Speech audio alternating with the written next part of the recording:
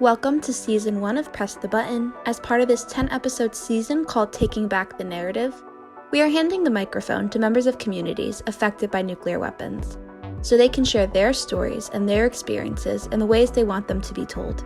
Today's guest is Lilly Adams, a Senior Outreach Coordinator for the Global Security Program at the Union of Concerned Scientists. And now, here are your co-hosts Tom Kalina and Lauren Billett. Thanks, Angela, and welcome back to Press the Button. Lauren, it's great to see you again.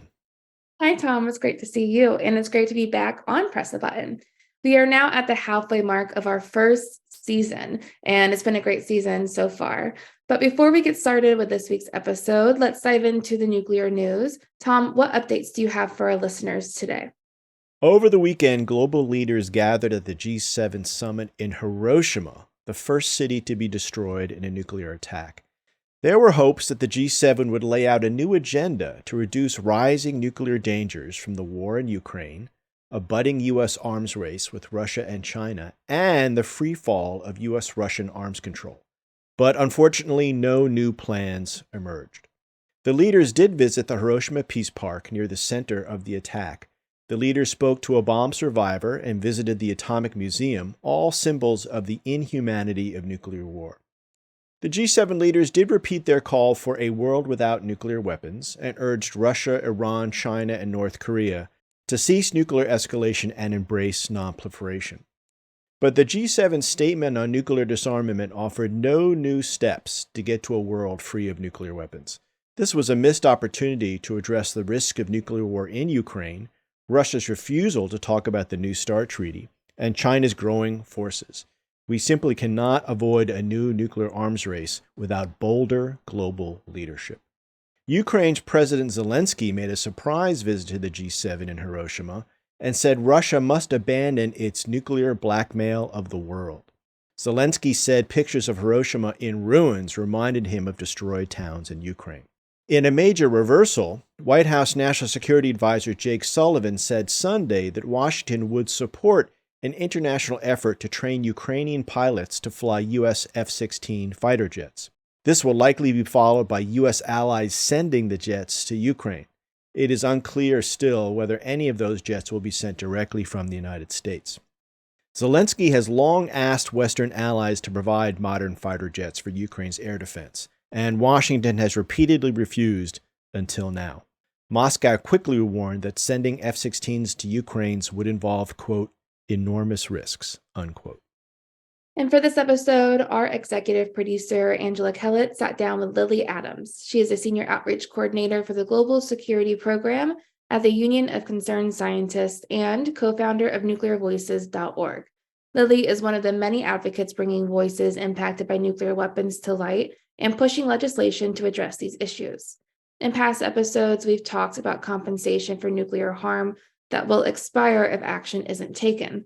Lilly pinpoints what exact obstacles are in the way and how we can better engage frontline communities. So please stay tuned for an informative discussion. And remember to hit subscribe and leave us a rating. Your feedback helps us make the show better.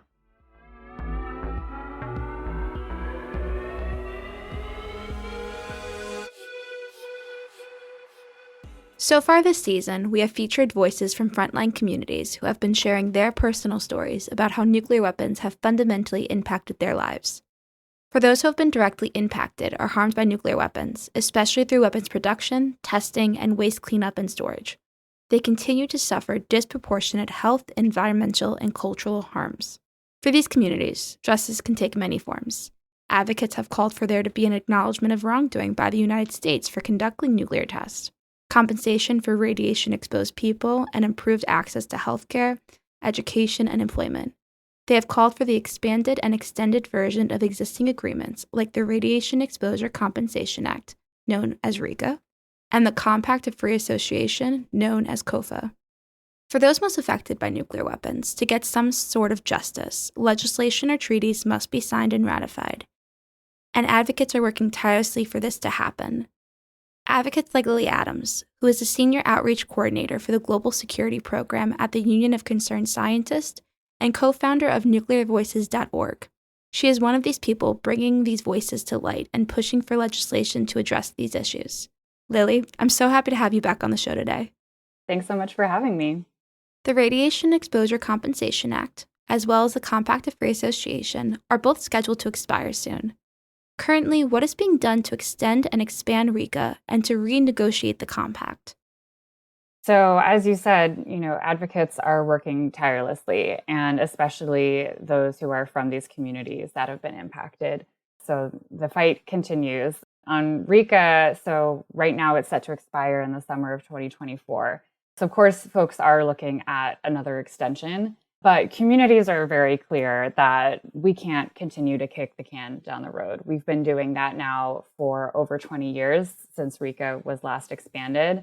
People have been fighting that entire time, and people are dying and have died while they've been fighting. So we need to see an expansion now. It's not enough to just do another extension and call it good. So, we're working with the members of Congress who have championed these bills to reintroduce their expansion bills. And of course, we're going to keep working on building support in Congress. And recognizing too that we're going to need to start stepping up the pressure. We need to make sure that Congress understands that this is urgent and that, like I said, they can't just keep prolonging how long they extend the program for without addressing the many needs of these communities that have not yet been addressed. For the Compact of Free Association, one distinction that I actually recently learned is that the compact itself does not expire, but the economic assistance that is within the compact is what expires. So that will expire end of September of this year, 2023. And, the negotiations are ongoing on the terms of the economic assistance going forward. This is a very formal process between the governments of each country. And what we're hearing is that they're moving forward. They're hoping to get those agreements finalized this summer. Once that happens, then they'll go to Congress and they'll need to be voted on in both the House and the Senate. So, along the same lines, we're working on making sure that Congress really understands the importance and urgency of this so that when the compacts get to Congress, they're ready to pass them and understand what's at stake here for COFA communities. So what specific policy changes would improve both of these agreements? So on RECA, the bills that have been introduced lay out a lot of what is needed. These bills would cover communities that have historically been excluded since RECA was first enacted, communities like those who were around the first nuclear weapons test in New Mexico, or uranium miners after 1971. The bills would also increase the compensation amount. It's, has never been changed, even though health costs have risen dramatically since RECA was first enacted. And even to begin with, back in 1990, downwinders are eligible to receive $50,000. And that does not even come close to covering cancer care and all of the other associated costs. So, it's not enough, and they're calling for, a more equitable amount. It would also include medical benefits. So other programs for people exposed to radiation, like, for example, the Energy Employees Occupational Illness Compensation Program, EEOICPA, that includes medical benefits for the workers who were in nuclear production sites. RECA has never included medical benefits. So that's something that people are pushing for. And then, of course, we can't keep doing this extension every 2 years. This is exhausting. So, a longer extension to make sure that people have the time to apply to RECA. And then for COFA, so I think, one of the really important ways that the agreements can be approved is just truly addressing the nuclear legacy in a meaningful way in the compact with the Marshall Islands. This has sort of been meagerly addressed in various forms throughout the relationship between the United States and the Marshall Islands. But what is really obvious is that what has happened so far is not what justice looks like for the Marshallese people. It has been really minimal, really limited. And communities have talked about what justice would look like for them. It looks like things like fully addressing compensation claims that have been ignored for decades. Environmental cleanup of the islands and more environmental studies to actually understand what those risks are to people who are living on the islands. healthcare access, making sure people are able to access cancer care and other types of care, which is very challenging in a place like the Marshall Islands. Education. A lot of younger Marshallese folks now growing up either in the Marshall Islands or in the US are not very familiar with this legacy of nuclear testing. And that's really important that we don't just let this history sort of slip away and, fade off. And then making sure also that there is national capacity building in the Marshall Islands so that Marshallese people have the tools and the resources and the skills to do the environmental studies themselves, make the determinations on what is safe and what sort of, environmental remediation efforts they feel are necessary. That's a really long-term project, but, that is something that so far all of these sort of environmental studies and assessments of what's going on in the Marshall Islands related to contamination and the nuclear legacy, that's all done by the Department of Energy. And they're the agency that harmed them in the first place. So this is not equitable. And they're calling for, building up that national capacity so they can manage it themselves. So you mentioned how urgent this is for those who are most impacted. So what obstacles are standing in the way of improving RECA and COFA right now? What are the terms of the agreements and what do the communities want from them? So cost is always a factor. And that is, so frustrating when we're talking about this because for the people who've been impacted, when you bring up, oh, well, this is too expensive, it raises the question, well, what's the value of our lives? What's the value of our family members' lives, of our livelihoods, of our homelands? And it's especially frustrating when you compare the cost of these programs to what we spend on nuclear weapons and the military in general. I mean, this is a tiny, tiny portion of that spending. And we've decided as a country that that spending is crucially important, whether or not you agree with that. But if it's so important, then you also have to say that the human lives who are harmed in the process of that, building up that military, building up the nuclear weapons, that has to be addressed too. So yeah, the cost is always going to be raised and we'll always keep pushing back and saying, these are human lives we're talking about. There's also, I think, a big obstacle just in the lack of understanding around these issues. We see this in the nuclear field in general, that so many members of Congress didn't live through the Cold War at this point, aren't familiar with all that nuclear history. But I think even fewer people in Congress are then familiar with something like RECA or the history of testing in the United States or in the Marshall Islands. When we go talk with members of Congress or their staff, this is often the first time they've ever heard about these issues. So that is a big challenge. And I think that also relates to concerns about the costs. I think it's easier to feel like, oh, this is a lot of money when you don't really understand this history and understand the impact it's had. I think when people do understand how much the US government and our nuclear weapons activities have devastated these communities, what they're asking for seems like not enough. It seems like we're spending too little money on this when you really understand how this has harmed people. And, I think we see this not only in Congress. I mean, it's sort of, I think, like, how can we expect Congress and the government to understand these issues when even in our own field, in the nuclear weapons field, there's not a lot of deep understanding about this. And we work on nuclear weapons every single day. So I think part of that is that we need to educate ourselves and make sure that we're really familiar with these so that not only members of Congress, but the general public can be, because, we're supposed to be the experts. NuclearVoices.org, which you co-founded, shares information about nuclear frontline communities and fosters collaboration among them and with those who work on the nuclear policy.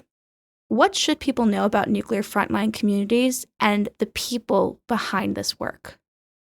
Yeah, I think the first thing to recognize for me is just that nuclear frontline communities can and should be an integral part of this work. I come from a background of community organizing, and there's a philosophy in organizing and in social change work in general that those who are most harmed by an issue, those who will suffer the most or do suffer the most, should always be at the center of your work. And that's what we're talking about when we say frontline communities. And there's also sort of that famous phrase, like, nothing about us without us. And when we're talking about nuclear weapons, that is about these people who have been harmed. And, I think something people should remember too, some people should know, is that frontline communities, nuclear frontline communities, are across the entire country. They're in every single US state because the nuclear enterprise was in every single US state. So I think sometimes people feel like, oh, nuclear frontline communities are sort of remote. They're living somewhere else than where I live. Like they're not my community, but actually they absolutely are.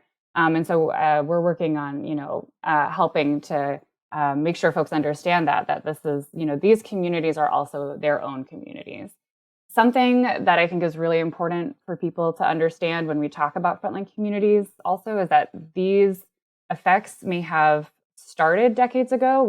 Some of these activities might have happened decades ago, but for the communities, they are still fighting those impacts today, and they are not just impacts that live in the past. I think it's a very effective government tactic to actually wait these things out and just wait for them to become further and further in the past, which means that then they don't have to act on it. And there's a phrase that I hear all the time among frontline community members along the lines of, just deny until they die. And I think that truly the government and others are just hoping that most people will die who have not yet been compensated, and then they won't have to be held accountable. And I think when we say in our community, oh, well, these things happened so far in the past, and we're looking at, effects today, we're enabling that kind of perspective. We're enabling the government to not have any consequences for their actions. So I think that's important to remember going into this work. And then, kind of along those same lines of like buying into the government's perspective, I think when we only focus on the technical and military aspects of nuclear weapons, we're doing that as well because the government has worked so hard since the beginning of the nuclear age to suppress information about human costs and abstract nuclear weapons so that they don't seem like they're connected to human people and human lives. They've been very effective in that. And I think instead of buying into that and only talking about nuclear weapons as these like military tools, we need to counter that by actually making the human side of nuclear weapons unavoidable to force people to confront that human cost. And then last thing I would say, just what people should know about frontline communities and when going into this is that they have an experience of nuclear weapons that most of us working in this field just cannot imagine. It is extremely traumatic. And this trauma, that side of it is often ignored. And, we think of it as just another story, another talking point, and forget that what we're talking about is very real intergenerational trauma. So I think we can do our part by giving them that respect that affords and, giving them the sort of visibility and the gravity that, that trauma brings. Listeners may not know this, but Lilly, you actually helped inspire the creation of the season during an interview earlier this year where we talked about how certain issues get more attention compared to certain issues that do not. So what are the best ways to center nuclear frontline communities in our nuclear policy work in a genuine and authentic way? Yeah, thanks for that question. I think it's so important to think about. And, I'll say it at the start, it's never going to be perfect. And, across my time in this work with frontline communities, I've made so many mistakes. I've messed up so many times. People are very forgiving, which is wonderful. But, you're not going to get it perfect. And worrying about that, I think, you can worry too much to the point where you decide, oh, I just won't do anything. And I don't think that's the answer. But I think we can do as much as we can to recognize sort of, what kind of pitfalls or patterns we can fall into when we're working with impacted communities. So I'll plug a resource on the Nuclear Voices website that I created with different impacted community members around how to do this work equitably. And that goes into a lot of detail. And so I would, refer people to that. But I think there's, a couple things that I'll share here to keep in mind. So, one is, like we said, this is traumatic. Recognize that when you're asking people to write about this, talk about this, that will likely be traumatizing for them. And so, being honest about, are you up for this? Is this something you feel like you can take on right now? And if not, and you'd like to pass, that's totally fine. And don't push it. And then I think one of the biggest things that we have to remember is that we can't use these communities and their stories just to further our own personal or organizational goals. These communities experience that constantly. And that is often why they're so wary of working with other nonprofits and people who don't have this personal experience. People will use their stories for a big flashy media hit or, to have something a little more exciting at their event, or to be able to talk about with their funders, but they're not actually investing in supporting the goals of that community. And this is extremely unethical, and we should avoid doing this at all costs. So if you're wanting to work with frontline communities, making sure that it's not just to achieve your goals, but that you're investing just as much in helping them achieve their goals, and that's a genuine motivation. And then I think this kind of relates to all of this, is that you have to put in the time to build relationships. That takes time, and sometimes it also means waiting for a while before you start asking people to do things. You might want to get an op-ed right away, but it's probably better to sit down with people and really have a conversation and start getting to know them and know their communities before you start making asks, because that can also just be really harmful to just jump right in and start asking things of people. So that also means taking more an active role. That takes staff time, it takes energy, it takes careful work. So rather than just sort of kind of passively supporting these issues and saying like, oh yes, of course I support these communities, ask yourself, how are you meaningfully engaging? How are you building this into your work plan, making it really integral to your work, rather than just sort of like this thing we do sometimes on the side, for specific events or specific projects, but really integrating it and putting in that capacity. And how do we engage with impacted communities without being transactional or re-traumatizing them?